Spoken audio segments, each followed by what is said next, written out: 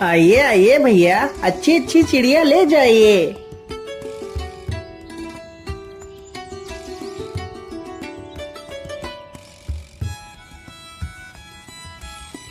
अरे भाई, ये कबूतर कितने पैसे में दे रहे हो? भैया जी, यह कबूतर केवल 50 रुपए का है। नहीं नहीं भाई, 50 रुपए तो बहुत ज्यादा मांग रहे हो। मैं तो इस कबूतर के सिर्फ 30 रुपए दूंगा। क्या करूं, वैसे भी अब जल्दी ही बाजार समाप्त होने वाला है और शाम भी होने वाली है। मैं ऐसा करता हूं, जल्दी जल्दी से अपनी सारी चिड़िया बेच देता हूं। अरे भाई, तुम कहाँ खो गए? क्या बात है? अरे कुछ नहीं भाई, ठीक है, तुम इसे 30 रुपए में ही ले लो। वो आदमी जल्दी से 30 रुपए निकाल कर देता है और कबूतर को ले लेता है। वह शिकारी देखते ही देखते कुछ ही देर में अपनी सारी चिड़िया बेच देता है। अरे वाह वाह, आज तो काफी सारे पैसे इकट्ठे हो गए हैं। चलो अब मैं जल्दी से सब्जियां खरीद कर घर वापस चलता हूँ। शिकारी जल्दी से कुछ सब्जियां खरीदता है और वहाँ से चला जाता है।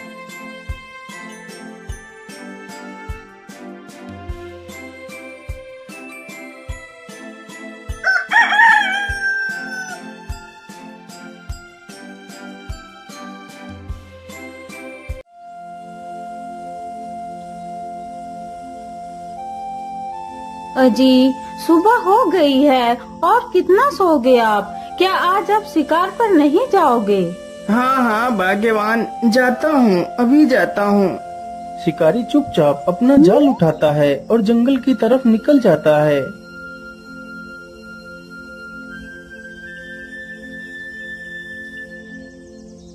शिकारी चलते चलते जंगल में काफी दूर निकल जाता है। हाँ हाँ, अब तो मैं काफी दूर जंगल में निकल आया हूँ। मैं ऐसा करता हूँ, इसी स्थान पर अपना जाल बिछा देता हूँ। यहाँ पर जरूर मुझे ढेर सारी चिड़िया मिलेंगी। इतना सोचकर शिकारी अपना जाल उसी स्थान पर बिछा देता है और पास में ही एक पेड़ के नीचे जाकर बैठ जाता है और सो जाता है। उसे सोते सोते काफी समय गुजर जाता है। तभी उसकी आंखें खुल जाती हैं। अरे बाप रे बाप, इतना समय हो गया और मैं सोता ही रहा। चलो जल्दी से मैं अपना जाल देखता हूँ, आखिर कितनी चिड़िया मेरे जाल में फंसी हैं। इतना सोचकर शिकारी अपने जाल के पास जाता है तो देखता है उसके जाल में एक भी चिड़िया नहीं फंसी है। अरे ये क्या हुआ, मेरे जाल में तो एक भी चिड़िया नहीं फंसी है। आखिर ऐसा कैसे हो सकता है? अब मैं क्या करूँगा, पैसे कहाँ से लाऊंगा? यदि पैसे नहीं मिलेंगे तो मैं अपना गुजारा कैसे करूँगा? चलो कोई बात नहीं, आज का गुजारा तो कल के बचे हुए पैसों से हो जाएगा। अब मुझे घर वापस चलना चाहिए।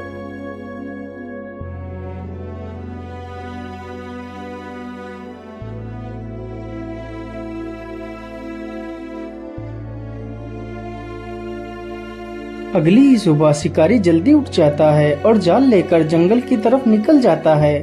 क्या करूं, कल तो मुझे खाली हाथ ही घर लौटना पड़ा था, लेकिन आज मुझे कुछ भी करके चिड़िया तो पकड़नी ही पड़ेगी। लेकिन आज मैं ऐसा करता हूँ, आज अपने जाल को किसी नए स्थान पर लगाता हूँ।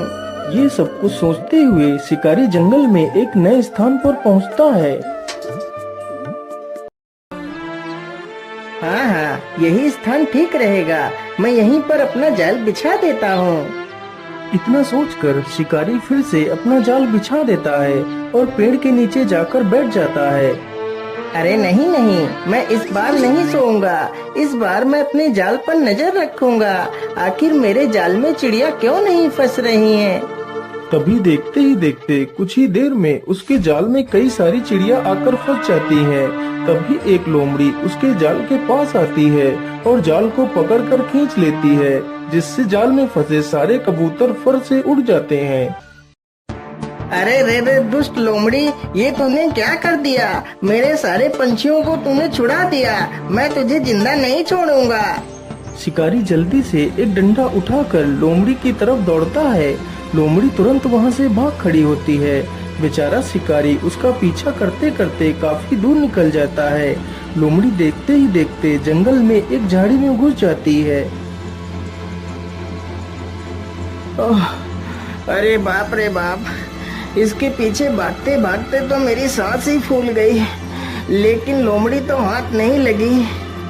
जिस पेड़ के नीचे शिकारी खड़ा था उसी पेड़ पर एक पक्षी रहता था। तभी उस पक्षी ने अपना मल त्यागा तो वह मल सीधा उसी शिकारी के ऊपर जा गिरा। अरे राम राम राम, मैं तो वैसे इतना परेशान हूँ, ऊपर से इस पक्षी ने मेरे ऊपर ही मल कर दिया। छी छी।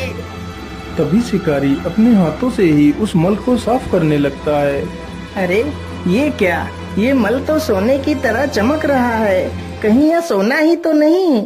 अरे हाँ, यह तो सोना ही है। इस पेड़ के नीचे तो कितना सारा सोना पड़ा है, इतने सोने में तो मेरा पूरा जीवन सुखमय कट जाएगा। लेकिन इतना सारा सोना आखिर किस पक्षी ने किया है? जरा मैं इस पक्षी को देख लेता हूँ। शिकारी तुरंत ही पेड़ से दूर हटकर देखता है तो एक सुंदर सा सफेद रंग का पक्षी पेड़ पर बैठा है। अरे वाह, यह पक्षी तो दिखने में कितना आकर्षक है। जितना ही यह दिखने में आकर्षक है उतना ही ज्यादा यह काम का भी है। काश मैं इस पक्षी को पकड़ पाता तो मेरे पास इतना सारा सोना हो जाता कि मैं अपने पूरे राज्य में सबसे अमीर व्यक्ति बन जाता।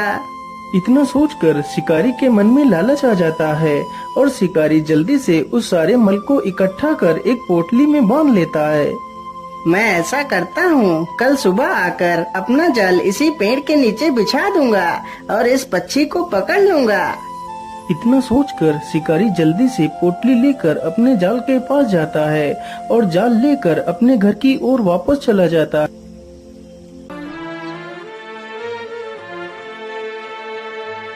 अरे भाग्यवान, तुम कहाँ हो? देखो मैं तुम्हारे लिए क्या लेकर आया हूँ। अरे आप इतना शोर क्यों मचा रहे हो? आखिर ऐसा क्या लेकर आए हो आप?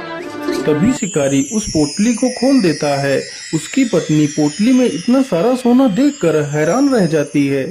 अरे इतना सारा सोना, लेकिन इतना सारा सोना तुम्हें कहाँ से मिला? फिर शिकारी अपनी पत्नी को सारी कहानी सुनाता है। भाग्यवान, यदि वह पक्षी हमारे हाथ लग गया तो हमारी सारी गरीबी चुटकियों में ही खत्म हो जाएगी और हमें पूरे जीवन कोई काम नहीं करना पड़ेगा। हमारी आने वाली पुश्तें राज करेंगी, राज। हाँ हाँ, लेकिन इस पक्षी को तुम पकड़ोगे कैसे? अरे भाग्यवान, एक शिकारी से तुम सवाल कर रही हो कि मैं उसे पकड़ूंगा कैसे?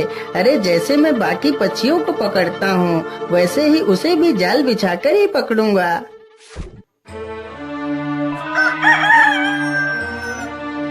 अगली सुबह ही शिकारी जाल उठाता है और जंगल की तरफ निकल पड़ता है।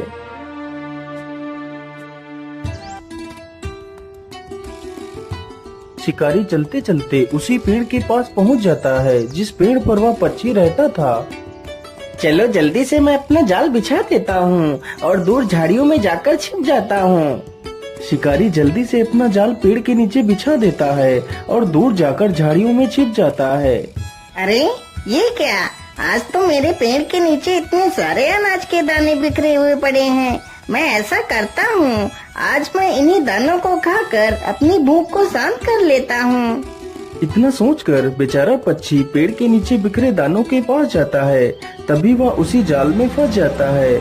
उधर घात लगाकर बैठा शिकारी जैसे ही देखता है कि पक्षी जाल में फंस गया है, तभी वह जल्दी से जाता है और पक्षी को पकड़ लेता है और उसे अपने घर ले जाता है।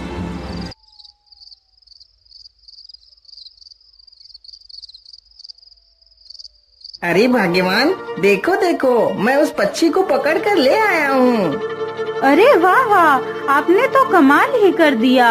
अब तो हम जल्दी ही अमीर हो जाएंगे।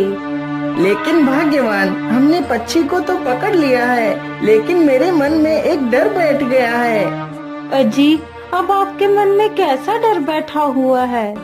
अरे भाग्यवान, हमने इस सोना देने वाले पक्षी को तो पकड़ लिया है, लेकिन जब कभी इसकी खबर राजा को मिल गई कि मुझे ऐसा कोई विचित्र पक्षी मिला है, तो राजा हम दोनों को फांसी पर ही चढ़ा देगा। अरे हाँ, आप बिल्कुल ठीक कहते हो। हमने इस बारे में तो कभी सोचा ही नहीं। हाँ, अब तुम ही बताओ भाग्यवान, हमें क्या करना चाहिए? अजी, यदि आप मेरी मानो तो आप कल सुबह ही इस पक्षी को लेकर राजा के पास जाओ और इस पक्षी की विशेषता बताकर राजा को सौंप दो। हो सकता है राजा खुश होकर तुम्हें कुछ कीमती इनाम दे दे।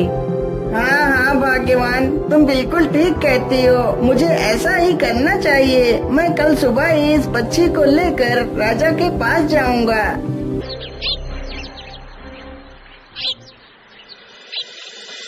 अगले ही दिन शिकारी उस पक्षी का पिंजरा उठाता है और उसे राजा के महल में लेकर पहुंच जाता है। महाराज, मेरा नाम चंपक लाल है और मैं एक बहेलिया हूँ। महाराज, मैं आपके लिए एक उपहार लेकर आया हूँ। उपहार? कैसा उपहार? आखिर तुम मेरे लिए क्या उपहार ला सकते हो? महाराज, मैं कल शिकार के लिए जंगल गया था तो मुझे सोने का मल करने वाला यह पक्षी मिला है। क्या? सोने का मल? क्या यह पक्षी सोने का मल करता है? क्या तुम ये सत्य बोल रहे हो? जी हाँ महाराज, यह पक्षी सोने का ही मल करता है। शिकारी की यह बात सुनकर सभा में बैठे सभी लोग हैरत में पड़ जाते हैं। आखिर कोई पक्षी सोने का मल कैसे कर सकता है? अरे वाह चंपक, मैं तुमसे बहुत प्रसन्न हूँ जो तुम ऐसे विशेष पक्षी को मेरे पास लेकर आए हो। इससे हमारा राज्य और भी ज्यादा संपन्न हो जाएगा। मंत्री जी, तुम जल्दी से जाओ और 100 सोने की मोहरें लेकर आओ और चंपक को मेरी तरफ से उपहार में दे दो। महाराज क्षमा कीजिए, लेकिन क्या कभी आपने सुना था कि कोई पक्षी सोने का मल करता है? ऐसा तो असंभव है महाराज। जरा सा विचार कीजिए, फिर कोई फैसला कीजिए। वैसे मंत्री जी ठीक कह रहे हैं। मैंने आज तक तो कभी भी ऐसे पक्षी के बारे में ना ही सुना है और ना ही देखा है। कहीं यह चंपक मुझे मूर्ख तो नहीं बना रहा? हाँ हाँ मंत्री जी, तुम एकदम ठीक कह रहे हो। मैंने आज तक कभी भी ऐसे पक्षी के बारे में नहीं सुना है। अब तुम ही बताओ मंत्री जी, मुझे क्या करना चाहिए? महाराज, इस बहेलिए से इस मासूम पक्षी को लेकर आजाद कर दीजिए। यही हमारे लिए ठीक रहेगा। और हाँ महाराज, इस पक्षी को आप अपने हाथों से खुद आजाद कीजिए। मंत्री की यह बात सुनकर राजा मंत्री की बात से सहमत होकर उस पक्षी को आजाद कर देता है। पक्षी जैसे ही आसमान में उड़ता है तो वो फिर से अपना मल राजा के ऊपर ही कर देता है। तभी राजा देखता है कि उस पक्षी ने वास्तव में सोने का मल किया है। अरे, यह तो सचमुच का सोना ही है। मंत्री जी, ये तुमने क्या करवा दिया? तुमने हाथ में आया हुआ इतना सारा धन निकलवा दिया। पक्षी वहाँ से उड़ता हुआ दूर किसी दूसरे स्थान पर चला जाता है। दोस्तों, हमें कभी भी इतनी जल्दी दूसरों की बातों में नहीं आना चाहिए। हमें कोई फैसला लेने से पहले उस पर अच्छे से विचार विमर्श कर लेना चाहिए।